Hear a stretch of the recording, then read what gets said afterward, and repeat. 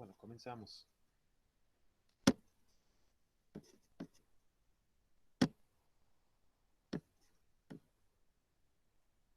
El tema que tenemos para desarrollar hoy en la cátedra de métodos numéricos es justamente el que se conoce como raíces de ecuaciones no lineales. Vamos a hacer una descripción de diferentes tipos de métodos. El método del punto fijo, el método de Newton-Raphson, el método de la secante, el método de la bisección, el método de la regula falsi y el método de Müller. Son distintos métodos como para que podamos encontrar, en realidad el objetivo es encontrar las raíces de una ecuación, la cual esa ecuación se puede presentar como una ecuación no lineal, es decir, que puede tener varias raíces o incluso una ecuación trascendental en donde estén incluidas funciones trigonométricas, funciones logarítmicas, funciones exponenciales. Ese tipo de ecuaciones normalmente nos ofrecen tipos de raíces, las cuales se expresan a través de infinitas cifras que no necesariamente pueden ser no periódicas, sino periódicas. Es decir, con esto que pueden tener eh, raíces como ser un número irracional, un número real o un número racional que tenga una repetición extremadamente grande.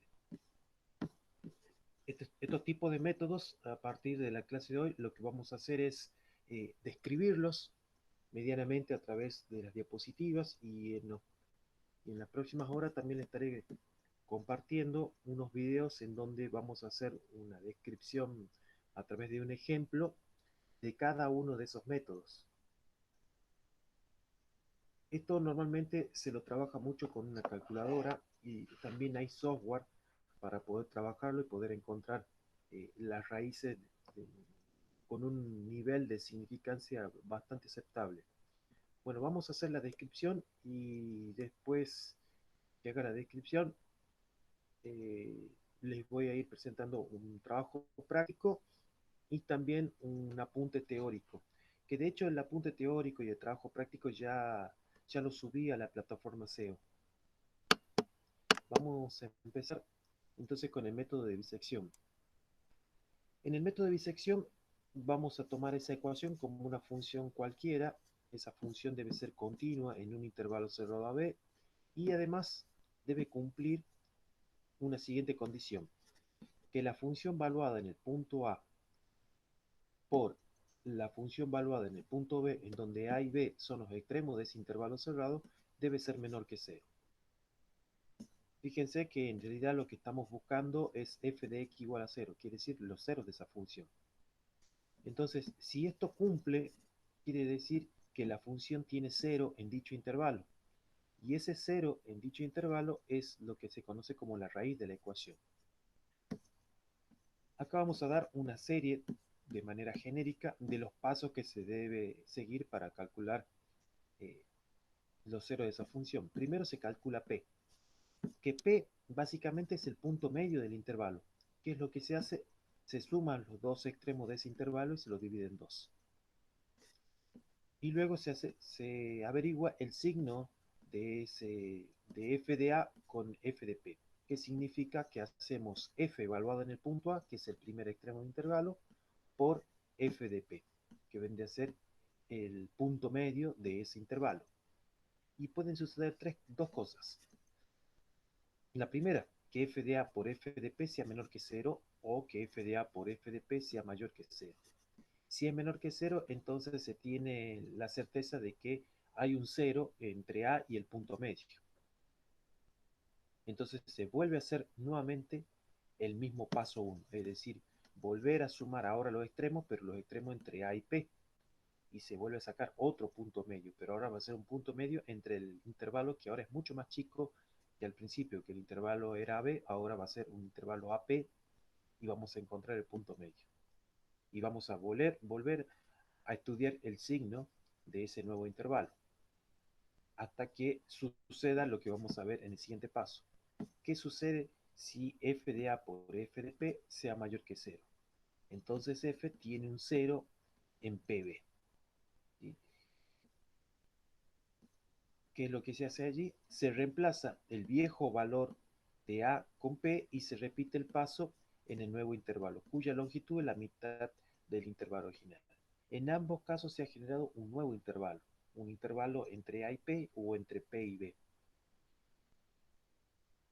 y que además contiene un cero de F. O sea, el hecho de que al principio dijimos de que f de A por f de B es menor que cero, ya estamos asegurando de que existe un cero. El objetivo después es encontrar si ese cero está entre el intervalo AP, cuando hablo AP significa el punto medio del intervalo AB, o entre PB, entre el punto medio y el otro extremo B. Justamente por eso se llama método de bisección, porque vamos sacando la mitad. Y el proceso puede seguir la cantidad de veces que se desee, convirtiendo de este modo en un proceso iterativo. En realidad, los procesos que vamos a ver son todos procesos iterativos. Llamando P sub i a los cálculos de P en cada interacción, y con esto se estima el error relativo. Recordemos que el error relativo estaba dado por la fórmula en donde tomábamos. En este caso voy a tomar a P sub i y a P sub i menos 1, quiere decir que al punto medio y al siguiente punto medio, dividido en el mismo punto medio y multiplicado por el 100%, eso es lo que me ofrece es el error relativo. Y este proceso continúa hasta alcanzar la cifra de significación requerida, normalmente hasta alcanzar un error menor que una tolerancia prefijada. Normalmente en el trabajo práctico que les preparé para ustedes van a encontrar ahí un error de tolerancia. La precisión. ¿Cuán preciso es este método? Bueno, en general la equivalencia entre la precisión y el número de cifras significativas está dado justamente por 5 multiplicado por 10 a la menos p, donde normalmente esta precisión la vamos a denotar con eta, esa letra del alfabeto griego, y p representa las cantidades de cifras significativas. En la mayoría de calculadoras científicas van a encontrar de que se trabaja con 16 cifras significativas, que eso con una notación científica equivale a 5 por 10 a la menos 16. Y de lo que habíamos mencionado anteriormente de P, se despeja, despejando P se encuentra la cantidad de cifras significativas a alcanzar dada con una precisión prefijada.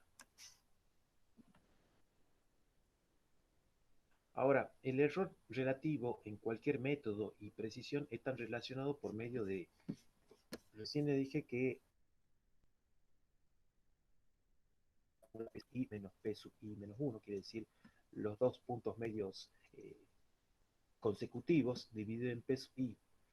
Y eso tiene que ser menor que 5 por 10 a la menos p, que 5 por 10 a la menos p son la cantidad de cifras significativas. Eso surge justamente de que el error relativo debe ser menor que la cantidad de cifras significativas.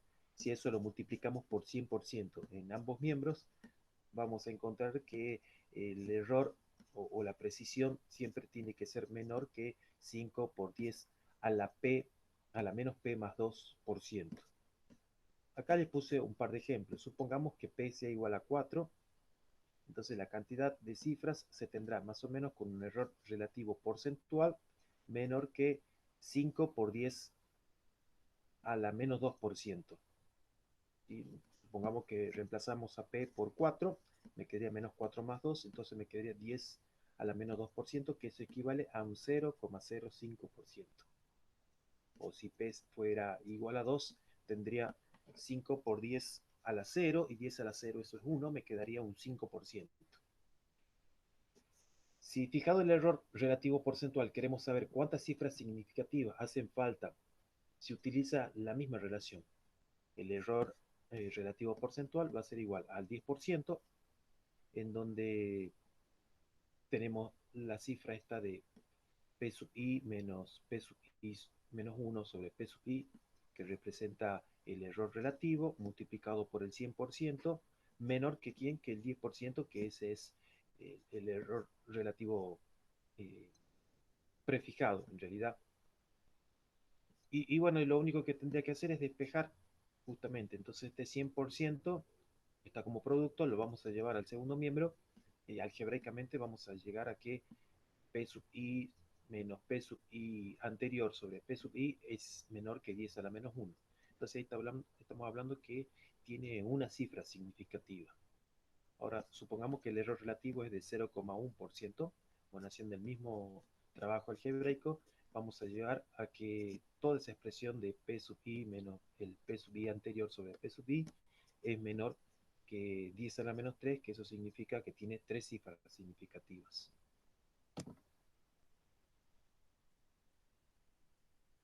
Bueno, vamos a hacer el análisis de la convergencia de este método. Si suponemos de que A sub 0 y B sub 0 es el intervalo inicial, entonces el punto medio puede estar dado a través de P sub 0. De P sub 0 lo sacamos de la misma forma, sumando los extremos y dividiendo por 2. Es el valor cuadrado como una primera aproximación a la raíz. Si R es la raíz exacta, entonces vamos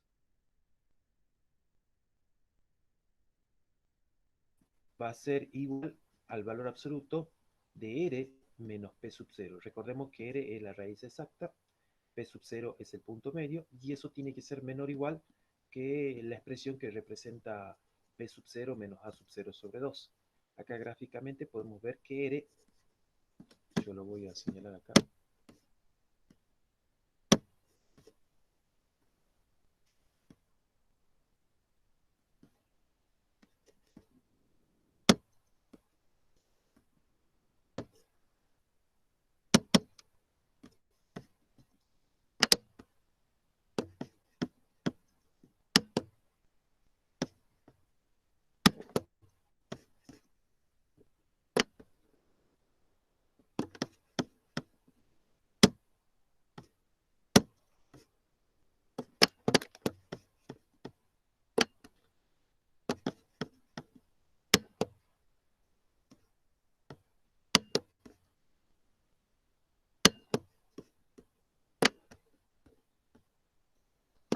vamos a cambiar el calor.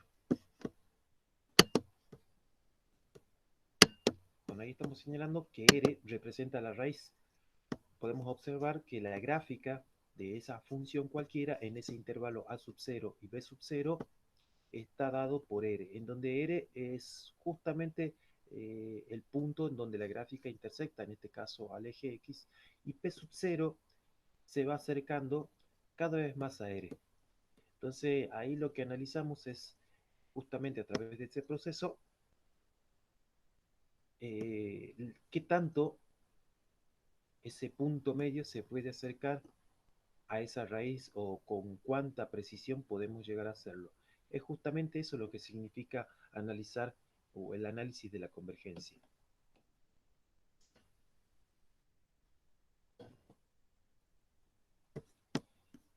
Si se itera, es decir, si se hace varias veces este algoritmo, en el paso i tendremos la iésima aproximación de la raíz, es decir, el valor absoluto de e sub i va a ser igual al radio menos p sub i afectados todos al valor absoluto, menor o igual que, bueno, que b sub i menos a sub i sobre 2.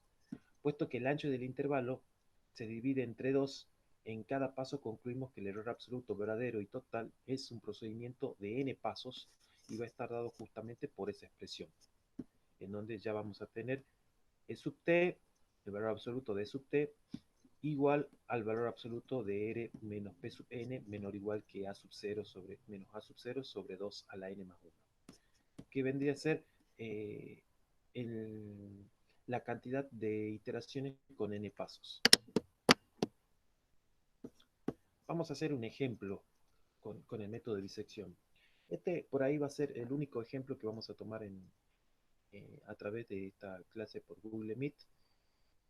Y después les voy a presentar otros ejercicios resueltos con los diferentes métodos. Si bien vamos a hacer una descripción así rápida de los demás métodos, pero en este método quería tomarlo como ejemplo a través de la reunión de Google Meet, debido a que estas formas por ahí de mostrar dejan muchos detalles como para que pueda aclarar ciertas características que se dan dentro del desarrollo de cada uno de estos ejercicios.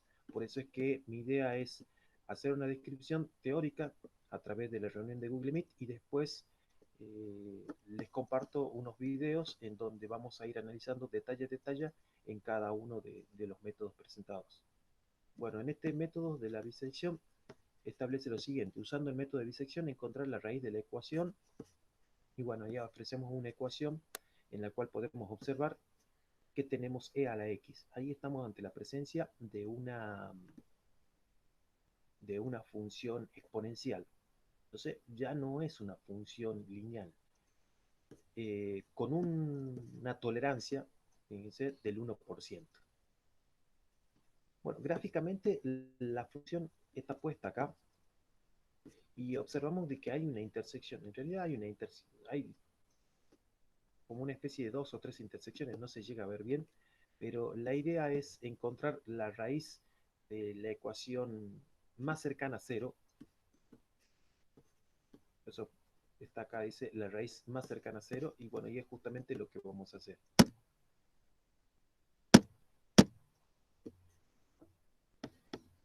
La primera raíz entonces va a estar dada, eh, tomamos unos valores de los extremos cercanos a cero.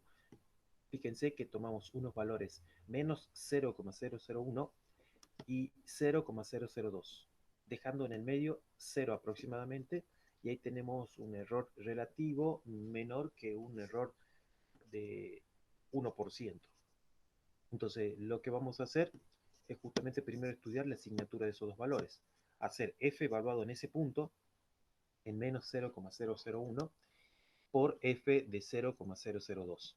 Cuando multiplicamos, observamos de que eso me va a dar un valor negativo, que es aproximadamente menos 7.99610 elevado a la menos 9, el cual es menor que 0. Ya está cumpliendo las primeras condiciones que exigía el método de la bisección.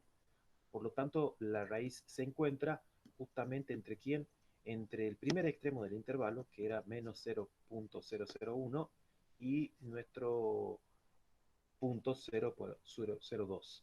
Vamos a hacer la primera iteración, que la primera iteración sería de que deberíamos sumar esos dos elementos y dividirlo en dos. Cuando lo sumamos y lo dividimos en dos, vamos a observar que obtenemos 5 por 10 a la menos 4. Como estamos hablando de números bastante pequeños, normalmente se utiliza esa notación científica para no colocar toda esa cantidad de ceros. Bueno, ahora vamos a volver a hacer exactamente lo mismo. Voy a hacer f del primer extremo, que ahora el primer extremo es eh, menos 0.001, y f del segundo extremo, que es 5 por 10 a la menos 4. Cuando hacemos ese producto, encontramos nuevamente un valor negativo, que ahora es menos 4.0944 por 10 a la menos 9, también es menor que 0.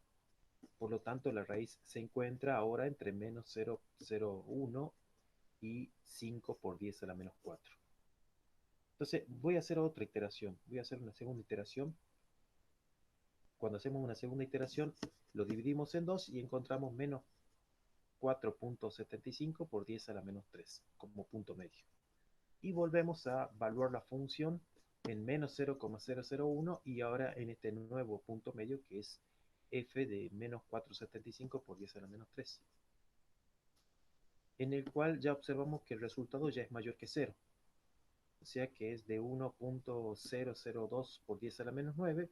Por lo tanto, la raíz se encuentra entre quién, entre menos 4.75 por 10 a la menos 2 y 5 por 10 a la menos 4, que es el extremo superior del intervalo en la iteración 1, y menos 4,75 es el punto medio de la iteración 2.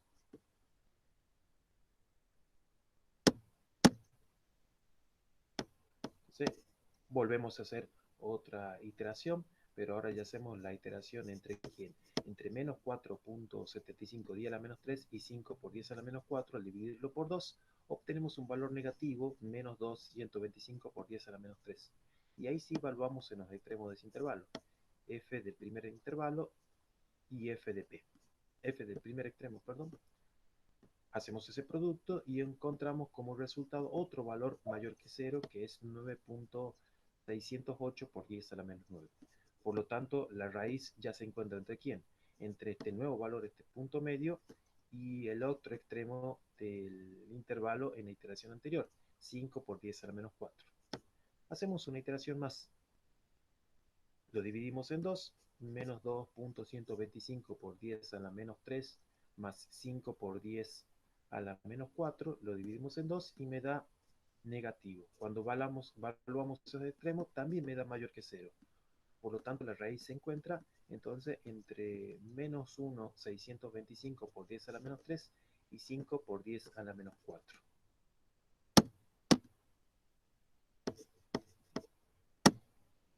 Y ahí sí hemos encontrado un, un intervalo en el cual representa una raíz con un error de tolerancia menor al prefijado en la consigna anterior.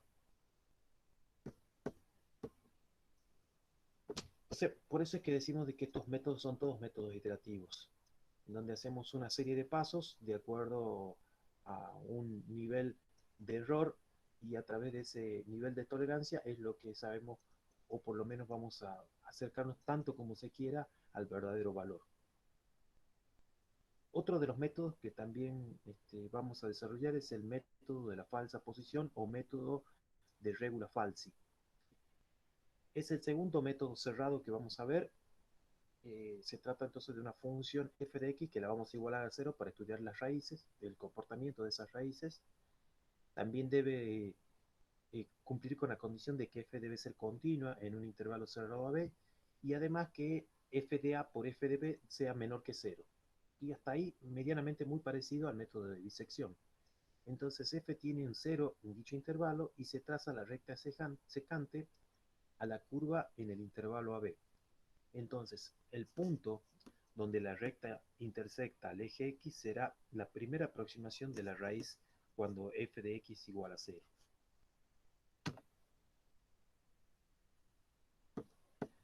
De acuerdo a lo que nosotros teníamos o lo que vimos en análisis matemático 1, si la recta secante está dada por esta ecuación y si llamamos P a la abscisa del punto de intersección, entonces significa que I se va a convertir en 0 y a partir de allí vamos a despejar justamente P, lo cual P estaría dado por esta fórmula, que es A por F de B menos B por F de A sobre F de B menos F de A.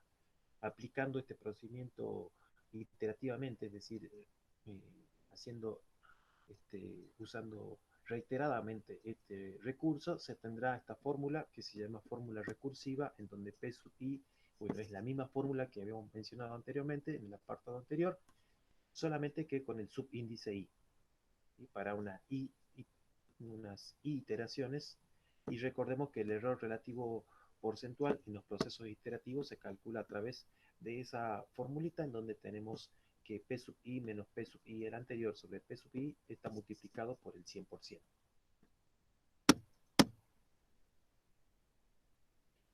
Otro de los métodos que mencionamos también al principio es el método de Newton o método de Newton-Raphson. Es el primero de los métodos abiertos, no se parte de un intervalo que encierra, solo se habla de un valor próximo que se deduce después de una gráfica de inflexión.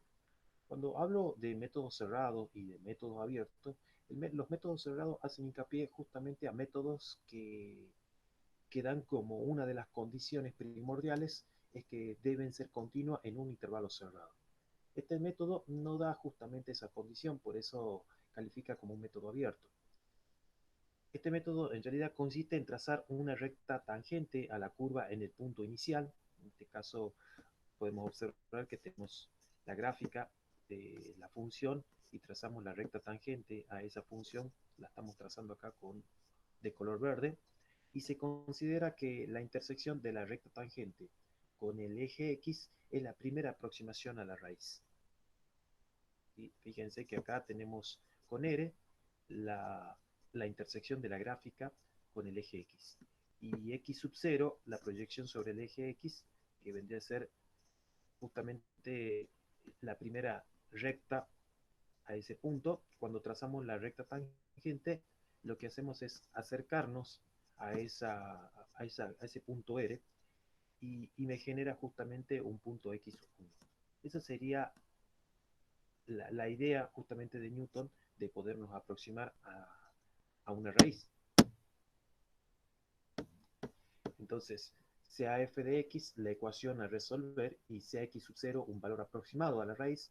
Entonces, la ecuación de la recta tangente de f en x sub 0 es justamente la que nosotros tenemos acá, que es la ecuación de la recta tangente valuada en el punto x sub 0 y sub 0. Es justamente la formulita que teníamos para calcular en el análisis matemático la recta tangente.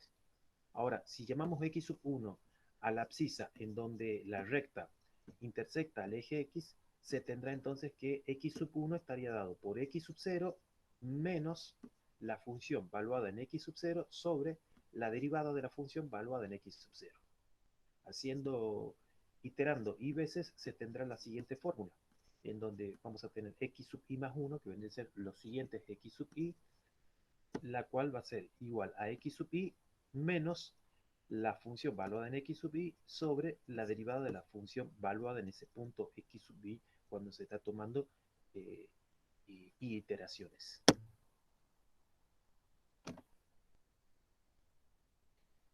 Luego también aparece otro de los métodos abiertos, que es el método de la secante. El primero consiste en que es el método de los es el segundo de los métodos abiertos. En este caso se parte en realidad de dos valores que no hace falta que encierren a una raíz y que se eligen después de una inspección gráfica más que nada. Consiste entonces en trazar la recta secante a la curva por los puntos iniciales. En este caso, esos puntos iniciales le llamamos x sub 1 y x sub 0.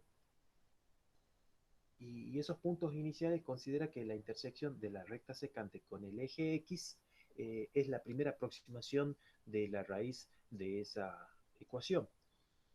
En realidad es una mejora del método de Newton, dado que este tiene inconvenientes con el cálculo de la derivada cerca de los extremos, o cuando el cálculo implica mucho error de redondeo.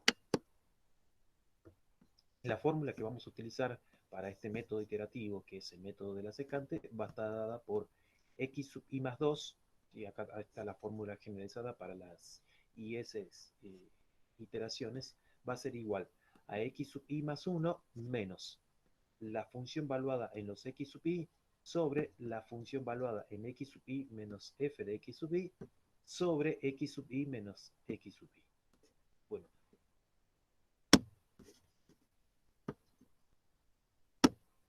eso sería la parte entonces de, de la descripción teórica de los métodos que vamos a desarrollar para estas ecuaciones no lineales. Voy a presentarle voy a compartirles unos videos que todavía me faltan por ahí editarlos algunos, pero les voy a pedir paciencia para que puedan tener los videos, el cual va a ir acompañado con la grabación de, la clase y con la diapositiva de la misma. El apunte teórico ya se los